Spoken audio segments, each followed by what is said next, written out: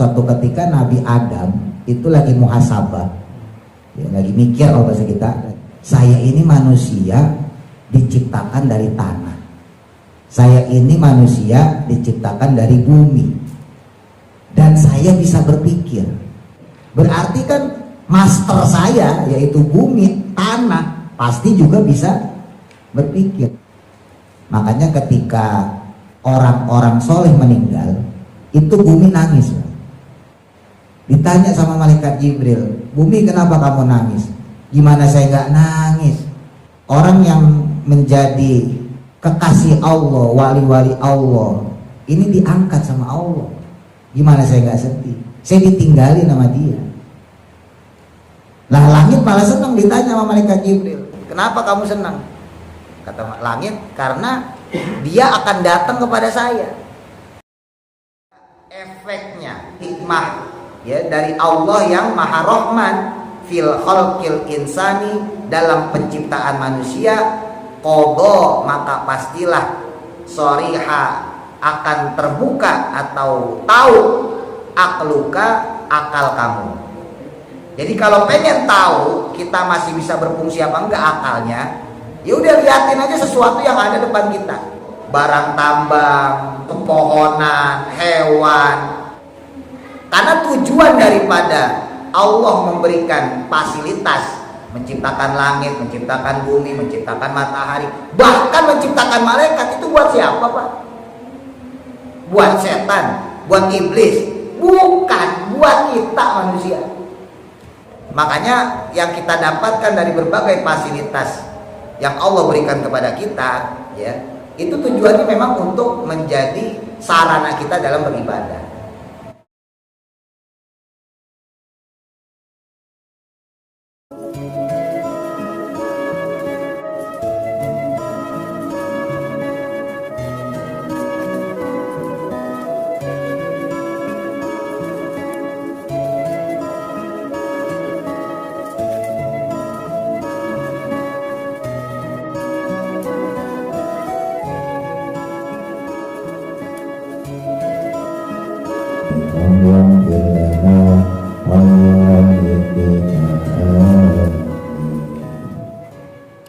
Baik, kita lanjutkan kembali kitab tafsir Al-Fatihahnya, halaman 27 baris paling atas. Bismillahirrahmanirrahim. Qala musannifu rahimahullah ta'ala wa nafa'ana bihi wa bi barakati ulumihi fi daraini amin. Al-misalu salisu, al-misalu adapun perumpamaan atau contoh, as-salisu yang ketiga, annahu, bahwa sesungguhnya dia, maksudnya Allah Ta'ala itu wado'a, meletakkan atau menjadikan dalam hal ini al-aflaka, akan falak atau cakrawala, wal kawakiba, dan juga bintang-bintang, bihaitsu, dengan sekiranya, sorot, menjadilah, asbaban, sebagai sebab, lihusuli masolihil ibadi, untuk menghasilkan kemaslahatannya hamba-hamba Allah. Jadi diantara tujuan diciptakannya cakrawala, bintang, termasuk matahari dan bulan, yaitu sebagai fasilitas hamba-hamba Allah. Allah nyiptain matahari buat bikin terang, gampangnya gitu. Allah nyiptain bulan untuk memantulkan cahaya matahari, bintang-bintang, ya, termasuk juga planet-planet yang lain. Fa khalaqa, maka kemudian menciptakan Allah al-laila, akan malam, liyakuna, yang adanya malam itu sababan, menjadi sebab, lirrohati, untuk istirahat, wasukuni, dan juga rasa tenang. Dengan adanya malam kita bisa istirahat, ya, walaupun ada orang yang kerjanya malam, ada, tapi umumnya orang malam istirahat. Bayangin kalau nggak ada malam, Pak, ya pagi lagi terus, jadi nggak ada gelap, coba. Kita nggak tahu waktu, nggak tahu istirahat. Udah ada malam aja orang kadang-kadang udah tahu waktu. Kalau yang gila kerja ya dari pagi, sore harusnya pulang, dia lembur, malam belum pulang juga, masih kerja, jam 11 jam 12 baru pulang, padahal udah ada tandanya sore malam ya. Wa khalaqa, dan juga Allah menciptakan an-nahara, akan siang, liyakuna, supaya adanya dia siang tadi itu sababan, menjadi sebab lil ma'asyi, untuk mencari penghidupan ya. Ma'isyah itu ya bekal lah ya, nyari duit gampangnya gitu. Kalau pakai sod ma'asi jadi maksiat, kalau ma'asyi pakai sin itu artinya bekal ya duit lah gampangnya, mencari penghidupan. Wal harokati, dan juga pergerakan atau aktivitas ya, maksudnya dalam hal ini bekerja ya. Allah ciptakan siang ya, termasuk dengan paginya, yaitu tujuannya supaya kita bisa mencari penghidupan dan juga bisa beraktivitas ya. Umumnya orang kerjanya pagi siang gitu ya, umumnya orang, walaupun ada yang kerjanya sip-sipan. Walladzi ja'ala syamsa diya'al wal qamara nuran ya. Surat Yunus ayat 5. Huwa, adapun dia yaitu Allah, itu alladzi ja'ala, zat yang menjadikan asyamsa, akan matahari, diaan bersinar, wal qamara, dan sedangkan bulan itu nuran bercahaya. Jadi kalau matahari itu bersinar, kalau bulan nggak bisa bersinar karena bulan itu memantulkan cahaya matahari. Jadi bulan mah nggak ngeluarin sinar, Pak. Ya, yang ngeluarin sinar adalah matahari. Nah, dia yang memantulkan kepada bulan, kemudian bulan memantulkan ke bumi. Wa qaddarahu, dan kemudian Allah menetapkannya, manazila, akan manazil atau orbit tempat beredarnya, lita'lamu, agar kalian bisa mengetahui, ada dasinina, akan jumlah bilangan tahun, wal hisabi, dan juga perhitungan waktu. Dengan adanya matahari dan bulan, kita bisa ngitung ya, tanggal, bulan, tahun. Kita bisa ngitung waktu, jam berapa, jam 1, jam 2 gitu ya, dan seterusnya. Bayangin kalau kita cuma ditinggalin sama Allah, hidup di bumi udah begitu aja, tanpa adanya fasilitas, tanpa adanya matahari, tanpa adanya bulan. Jadi hidup itu nggak sempurna ya. Jadi hambar gitu ya. Makan, kita makan minum, tapi ya nggak ada yang bisa menunjang kehidupan kita ya, karena kita nggak tahu waktu ya, kita nggak tahu suasana, panas, dingin, cerah, ya, gelap, dan sebagainya. Ma khalaqa, tidaklah menciptakan Allah subhanahu wa ta'ala dzalika, akan hal tersebut, maksudnya menciptakan langit, menciptakan matahari, bulan, awan, dan seterusnya, illa, kecuali bil haqqi, dengan benar. Jadi nggak ada satupun makhluk Allah yang diciptakan oleh Allah sia-sia, nggak ada, Pak. Semuanya ada manfaatnya. Ya, virus misalnya kemarin tuh virus corona yang katanya mungkin orang pada takut ya, pakai divaksin segala. Ada nggak untungnya? Ada. Apa untungnya? Ngurangin orang, ngurangin penduduk bumi. Lo bayangin lo, penduduk bumi itu yang terdaftar aja udah 6 miliar, nggak masalah. Yang terdaftar ya, maksudnya yang masing-masing negara punya identitasnya. Yang nggak terdaftar kan pasti banyak juga. Ya.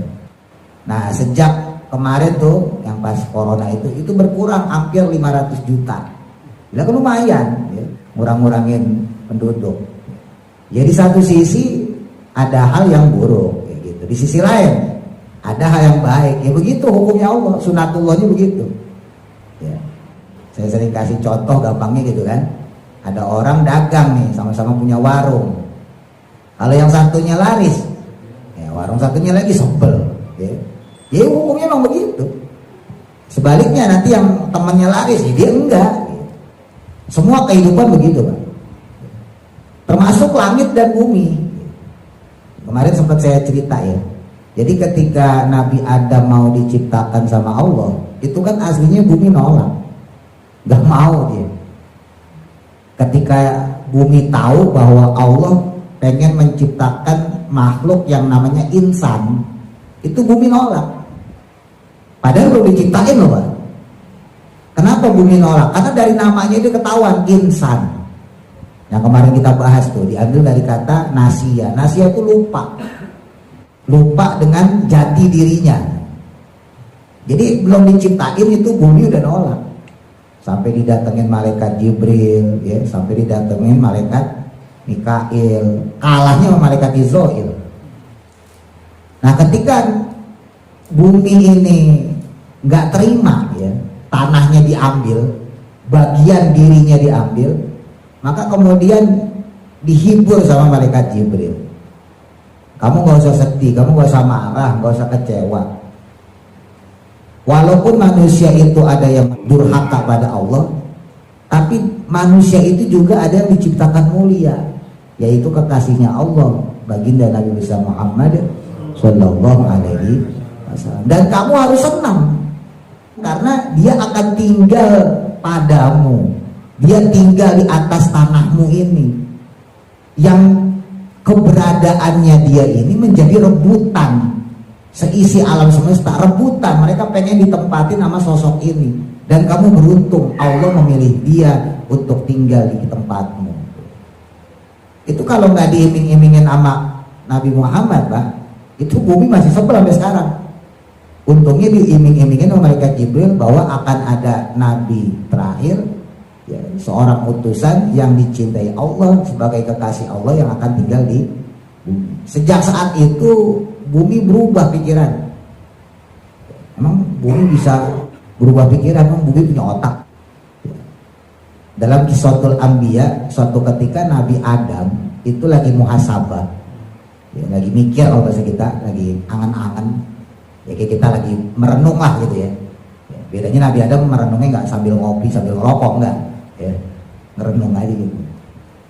Nabi Adam mikir, saya ini manusia diciptakan dari tanah, saya ini manusia diciptakan dari bumi, dan saya bisa berpikir. Jangan-jangan bumi juga bisa berpikir. Lah saya kan diambil dari tanah, saya diambil dari bumi.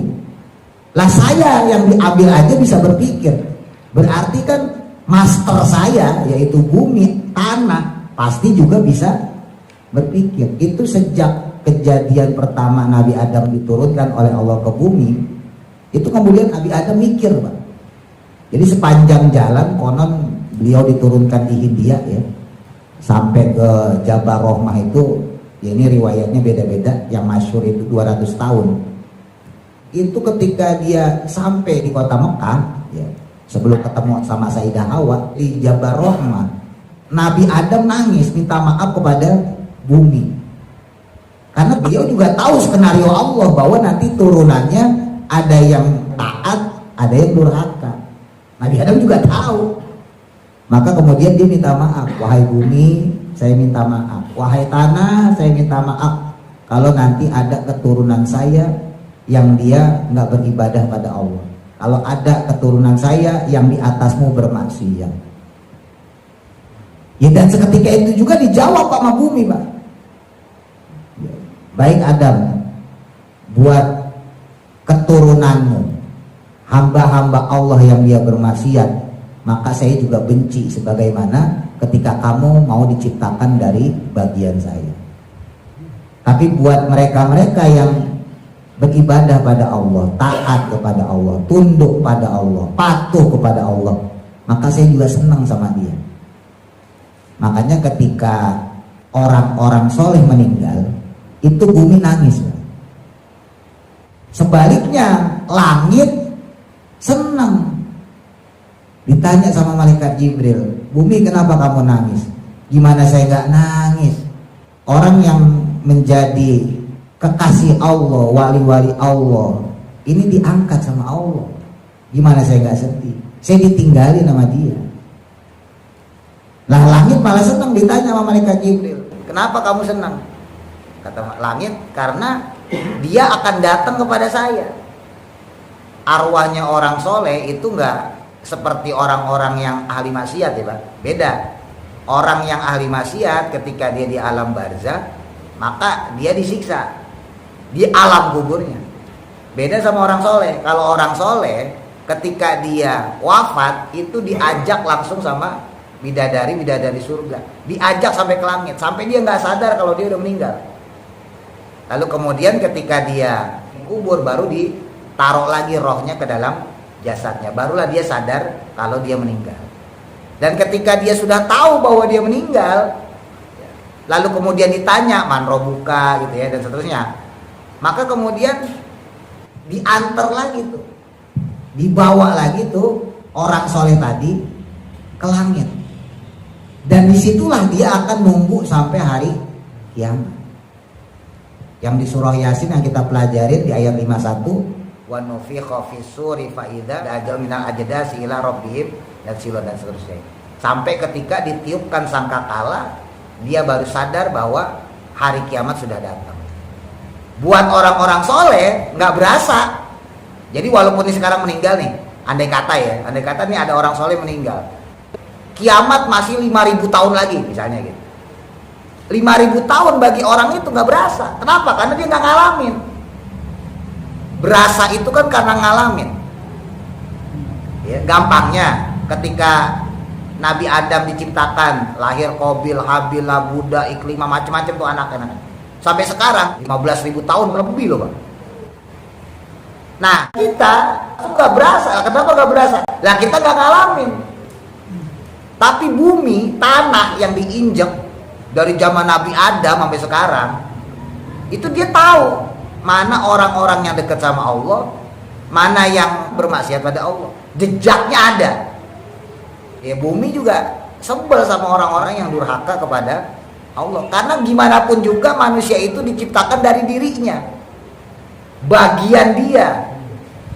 Maka ketika orang itu bermaksiat, sama aja orang tersebut menggunakan bagian dari bumi untuk durhaka kepada Allah. Sebaliknya langit ketika ada orang soleh yang meninggal, maka dia senang. Kenapa dia senang? Berarti langit terisi dengan orang-orang soleh. Bahkan langit itu juga ngedoain orang-orang yang dia wafat dalam keadaan soleh. Jadi makhluk Allah itu yang ngedoain orang soleh itu banyak Pak. Bukan cuma malaikat, termasuk langit dan bumi. Ya langit itu kan makhluk Allah juga. Ya, bumi juga makhluk Allah. Jadi orang soleh itu didoain dengan makhluk-makhluk Allah. Makanya nanti di akhirat nggak usah heran kalau kita banyak pahala-pahala doa. Didoain langit, didoain bumi, didoain ikan, didoain tumbuhan. Kenapa? Ya karena atas dasar ibadah kita, atas dasar amal soleh kita. Nah ini ayat Quran juga nih, surah Al-An'am ya. Wa huwa, dan adapun dia yaitu Allah, itu alladzi ja'ala, zat yang menjadikan lakum untuk kalian an-nujuma, akan bintang bintang. Tujuannya apa? Litahtadu, agar kalian mendapatkan petunjuk, biha dengannya, fi zulumatil bari, pada kegelapannya daratan, wal bahri, dan juga lautan. Jadi selain bulan, di antara tujuan diciptakannya bintang-bintang itu juga sebagai bantuan cahaya untuk memfasilitasi kita. Wa aqra, dan bacalah oleh kamu qaulahu, akan firman-Nya Allah Ta'ala, alam naj'alil arda mihada wal jibala autada. Ini surah An-Naba ya. Alam naj'al, bukankah kami, kata Allah, telah menjadikan al-ardo, akan bumi, mihadan, sebagai hamparan, wal jibala, dan juga menjadikan gunung-gunung, autadan, sebagai pasak atau sebagai tiang, ila akhiril ayat, sampai ayat terakhir. Nah makanya ada beberapa saudara kita yang menganggap bahwa bumi itu bentuknya bukan bulan. Ini dasarnya ayat ini nih, surah An-Naba ya. Alam naj'alil ardo mihada. Mihada itu datar. Walaupun kalau kita pakai teori sains, ya, teori ilmu pengetahuan sudah terbantahkan ya dengan teori-teori fisika, teori-teori kimia. Memang dulu itu ada teori dari Romawi yang mengatakan bumi itu datar, hasil penelitian orang-orang Yunani, termasuk yaitu ahli filsafat Aristoteles, yang kemudian itu dikembangkan dan dijadikan jargon. Saat itu ilmuwan-ilmuwan, bahkan tokoh-tokoh agama, ya, baik itu dari kalangan Yahudi, Nasrani dan sebagainya, ketika dia menolak bumi itu datar, itu dihukum mati, Pak. Dihukum mati. Makanya pernah terjadi ilmuwan-ilmuwan itu pergi dari tempat mereka, dari Yunani, dari Romawi. Yunani itu negara besar. Bapak kalau masih ingat dulu waktu kita belajar, itu nggak lepas dari istilah Yunani. Ya, nama apa? Bahasa Latinnya gitu. Pasti ada bahasa Latin. Bahasa Latin itu bahasa Yunani. Namanya susah-susah gitu. Misalnya kayak manusia purba misalnya gitu kan. Pithecanthropus robustus misalnya gitu. Nah itu kan bahasa-bahasa Yunani, bahasa Latin. Kenapa kok selalu pakai bahasa Latin, bahasa Yunani? Karena Yunani itu satu peradaban besar yang menjadi tolak ukur sejarah. Tapi gara-gara kemasukan Romawi dengan doktrin tokoh agama mereka bahwa bumi itu datar, sebagian ilmuwan kemudian angkat kaki dari Yunani, pindah. Kalau di dalam sejarah itu disebutnya masa kegelapan Yunani dan Romawi. Di satu sisi di barat dalam keadaan gelap, ya, ilmuwannya banyak yang dibunuh kalau nggak mengikuti apa kata biarawan, gereja dan sebagainya. Di sisi lain, Islam saat itu lagi jaya dengan kehadiran Nabi Muhammad Sallallahu Alaihi Wasallam. Jadi biar paham kenapa Islam sampai besar, itu nggak lepas juga dari peran serta ilmuwan-ilmuwan dari Yunani dan Romawi.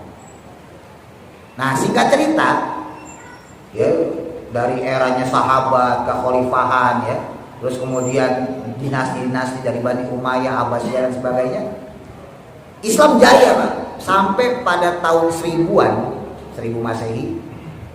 Itu Islam sudah sampai ke Spanyol, ya, sampai di Cordoba. Bahkan di Cordoba itu dibuat satu perpustakaan besar khusus ilmu-ilmu Islam. Kemarin sempat saya sampaikan misalnya kayak Al-Jabar, itu kan tokoh Islam yang kemudian dipakai di Indonesia buat matematik. Cuman kita yang orang Islam lebih kenal dengan istilah matematik, Pitagoras, daripada Al-Jabar. Kalau orang zaman dulu pasti tahu Al-Jabar. Nah, Al-Jabar itu nama seorang ilmuwan yang pertama kali menemukan angka 1, 2, 3.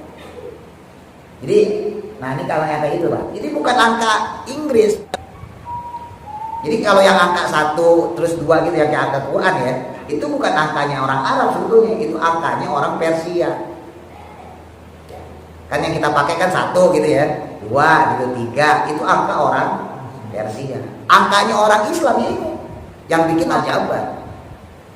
Cuman nih, ketika di Spanyol Islam sudah berkembang luas, diadu domba. Memang lemahnya orang Islam itu, diadu domba gampang banget. Ya, udah mulai naik dikit, punya pamor, punya pengaruh, ya udah dikompor-komporin deh. Wah tuh, si Fulan gak suka sama kamu. Terus si Fulan juga tuh si Fulan gak suka sama kamu. Akhirnya jadi berantem. Itu yang terjadi di Andalusia, di Spanyol, di Cordoba. Singkat cerita, itu perpustakaan kemudian dicuri, Pak, bukunya. Kitab-kitabnya dirampok, sebagian dibakar. Siapa yang ngambil? Yang ngambil ya orang Yunani, orang Romawi, yang mereka ngiri. Nah, karena terkait dengan masalah langit dan bumi tadi, versinya orang-orang Romawi saat itu menganggapnya bumi itu datar. Nah, di antara penemuan ilmuwan Islam itu ternyata bumi bukan datar tapi bulat. Dan lagi-lagi yang nemuin orang Islam, cuman kitabnya ini, bukunya ini keburu dirampok. Keburu dicuri sebelum diperjualbelikan, sebelum dipelajari oleh orang-orang Islam, itu keburu dicuri, keburu dirampok. Jadi orang Islam nggak sempat belajar. Akhirnya singkat cerita, teori bumi bulat itu dipopulerkan oleh salah satu filosof Yunani juga yang bernama Nicolaus Copernicus dengan teori yang namanya heliosentris. Jadi ada teori heliosentris yang menganggap bumi itu bulat, ada teori geosentris yang menganggap bumi itu datar. Yang bumi datar didukung sama Aristoteles, yang bumi bulat didukung atau dibuat oleh Nicolaus Copernicus. Dari mana dia dapat sumber? Ya dari buku-buku Islam. Karena banyak di ayat-ayat Quran masalah langit ya. Contohnya saya mengambil yang Yasin aja, karena kita kon dari Atam Yasin nih. Contohnya yang suka kita baca tuh wasyamsu tajri li mustaqarril laha dzalika taqdirul azizil alim. Wasyamsu, dan adapun matahari tajri berputar li mustaqarril laha pada porosnya. Ilmu pengetahuan saat itu belum tembus itu, Pak. Jadi dianggapnya tuh matahari tuh diam aja. Sekarang baru ketahuan ternyata matahari itu muter. Cuma kenapa dia kelihatan diam? Karena putarannya semakin kencang. Dan dia berputar itu bukan di situ doang, ya. Jadi putarnya bukan gini, bukan begini muternya, tapi muter begini. Cuma saking kencangnya, orang kalau saking kencangnya muter, Pak, nggak kelihatan muter. Dan itu diiyakan oleh ilmuwan-ilmuwan Yunani dan Romawi. Itu sumbernya dari siapa? Dari Quran. Kalau seandainya bumi datar, maka orang pasti bisa mendapatkan ujungnya bumi. Kalau bumi itu datar, ya, berhubung bumi itu nggak datar, bumi itu bulat, maka orang nggak bakal ketemu ujungnya bumi. Bapak dari kutub utara jalan terus ketemu kutub selatan, dari timur terus ya ketemu lagi di barat, karena memang bumi itu bulat. Tapi zaman sekarang masih ada orang-orang yang masih megang pendapat bahwa bumi itu datar. Kalau bapak-bapak yang rajin main medsos, makanya ntar gak usah kaget kalau ada orang bumi itu datar, itu biarin aja. Berarti dia terdoktrin dengan doktrinnya Romawi Yunani yang dulu pernah didoktrin oleh gereja. Dan itu adalah salah satu kehancuran mereka.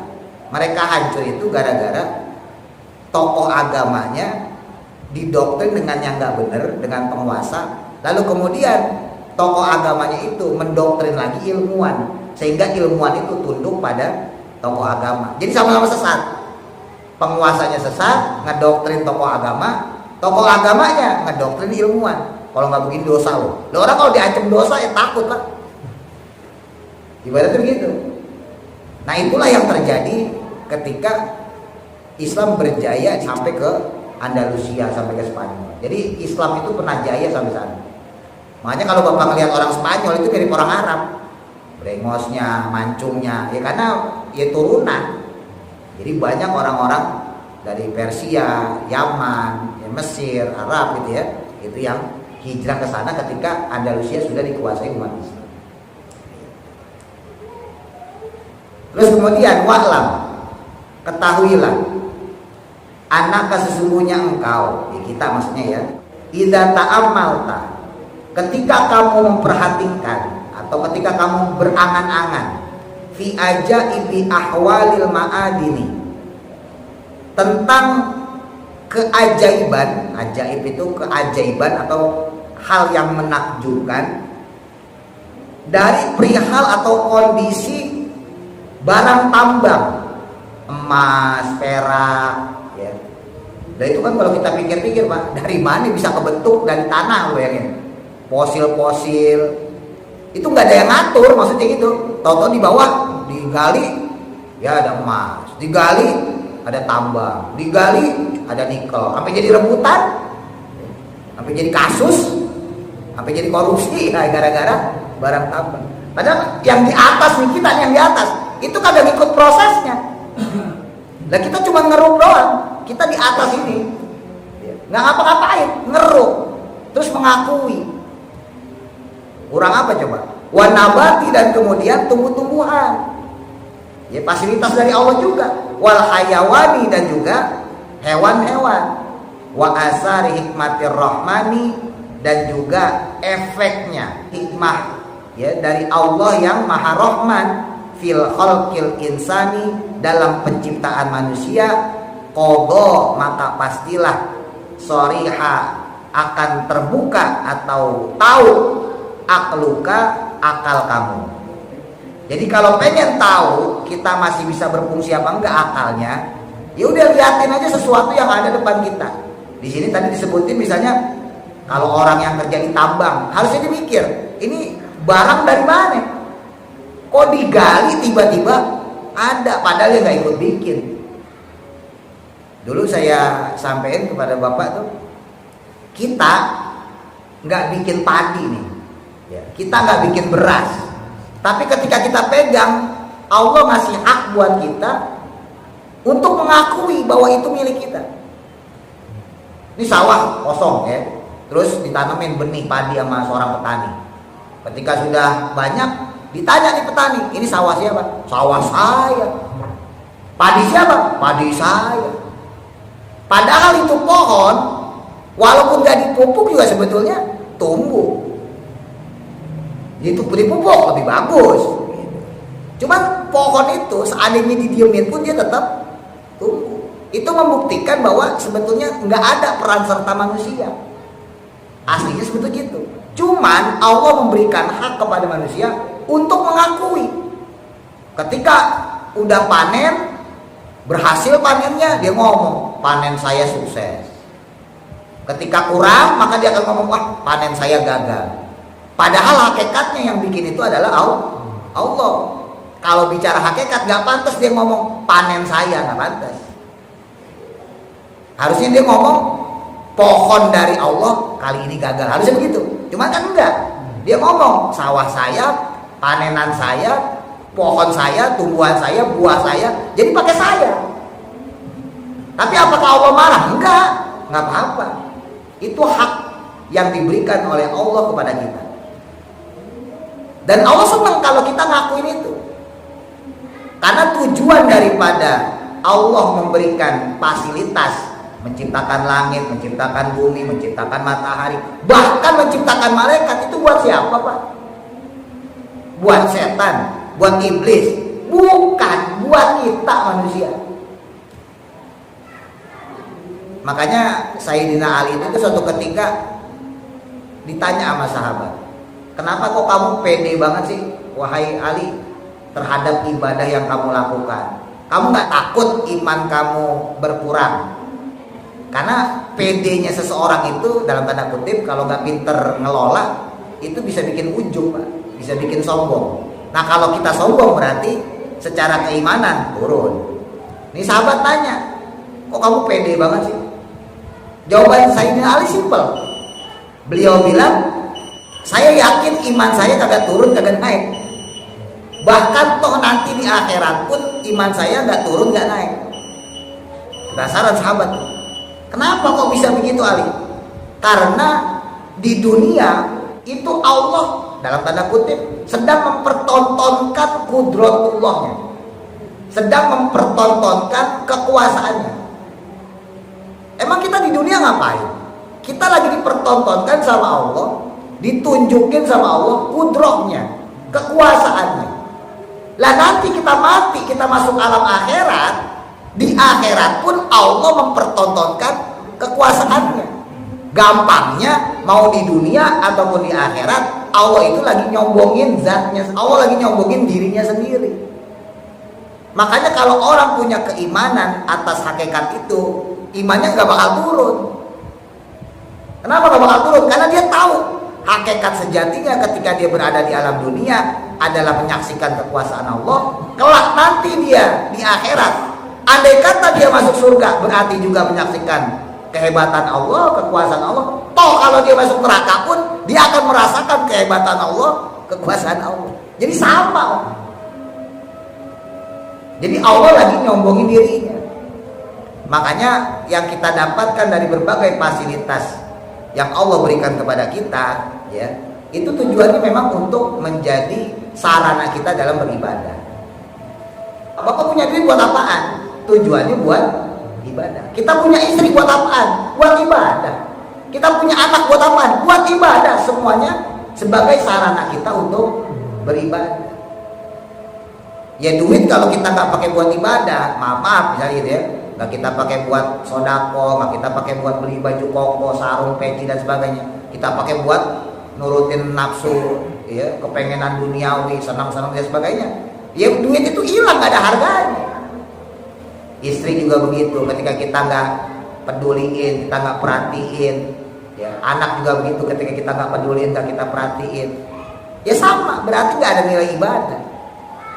Padahal tadi disebutin ya, bahwa nggak ada satupun makhluk Allah yang diciptakan kecuali dia pasti bermanfaat dengan benar. Kalau orangnya juga benar, kalau orangnya nggak benar ya enggak. Nah kemudian tadi sampai sini, kalau kamu buka, kalau kamu angan-angan, maka kamu akan dapatin tuh barang tambang, pepohonan, hewan, ya, itu semuanya adalah asal hikmah. Jadi bekas hikmah dari Allah, efek dari Allah untuk memberikan fasilitas kepada kita. Nah sayangnya manusia, ini lagi-lagi balik ke sifat dasar tadi. Manusia dari kata insan ya, lupa, luput, salah, ya nggak semua ya, tapi secara umum ketika dia naik fasilitasnya bertambah, ya beneran lupa. Rata-rata begitu. Nggak semua, sekali lagi ya, rata-rata doang. Waktu masih di bawah ingat Allah, masih susah ingat Allah, tapi mulai naik mulai lupa, makin tinggi udah lupa. Makanya kita diingetin sama bumi itu dari jauh-jauh hari, dari Nabi Adam belum diciptain pun bumi udah ngasih tahu pada malaikat Jibril. Bahkan ketika Nabi Adam sudah diciptakan, bumi lagi-lagi ngasih tahu pada Nabi Adam. Itu buat warning kepada kita bahwa keturunannya Nabi Adam itu pasti begitu, karena memang sudah diciptakan modelnya seperti itu. Apakah bisa lolos? Insya Allah bisa. Cuman kata Imam Ghazali, orang kalau diuji pakai kesulitan itu banyak yang lolos, tapi kalau orang diuji pakai kesenangan itu banyak yang kagak lolos. Diuji sama kesulitan, diuji sama kesedihan, diuji sama yang gak enak-enak, insya Allah lolos Pak. Yo dikit-dikit astagfirullah, dikit-dikit astagfirullah, sholat 5 waktu, jamaah, malam tahajud, witir. Kenapa ya lagi diuji kagak enak? Coba kalau diuji sama yang enak, jamaah mulai hilang, ngaji mulai kagak, sholat tahajud sampai lagi. Kenapa? Karena diujinya sama yang enak. Makanya benar kata Imam Ghazali, ya sifat dasar manusia, balik lagi. Ketika diuji sama yang gak enak, banyak manusia yang lolos, lulus. Tapi ketika diuji sama yang enak, gak lolos. Diuji gak enak, ya dia istighfar, dia ngaji, dia sholat, ingat Allah. Kenapa? Lagi susah. Tapi ketika diuji sama yang enak, diuji sama yang suka, yang seneng, lupa dia. Nah itu bahayanya sifat dasar manusia kalau udah keluar, karena kita udah telanjur diciptain seperti itu. Bi anna asbab tarbiyatillahi, dengan sebab karena sesungguhnya sebab-sebab daripada pemeliharaannya Allah itu kasiratun banyak. Bayangin tuh, Allah nyiptain langit, Allah nyiptain bumi, nyiptain planet, matahari, tata surya, ya bintang-bintang, manusia aja jutaan, miliaran, itu semuanya dipelihara sama Allah. Ya. Wadala ilu rahmatihi, dan adapun dalil-dalil rahmatnya Allah itu laihatun, terdaftar, zahirah, dengan secara jelas. Makanya kalau Allah sendiri ya karena Allah yang nyiptain, Allah tahu Pak jumlah makhluknya. Tapi buat kita, karena kita makhluknya, ya kita nggak tahu jumlah makhluknya Allah berapa. Ikan deh, berapa ikan yang sudah Bapak makan? Gak usah dari balik, gak usah dari kecil, gak usah. 1 tahun ini aja, 1 tahun ini kita udah berapa ekor ikan yang kita makan? Kita nggak tahu. Ada yang segitu. Padahal ikan itu hanya satu dari bagian makhluk Allah.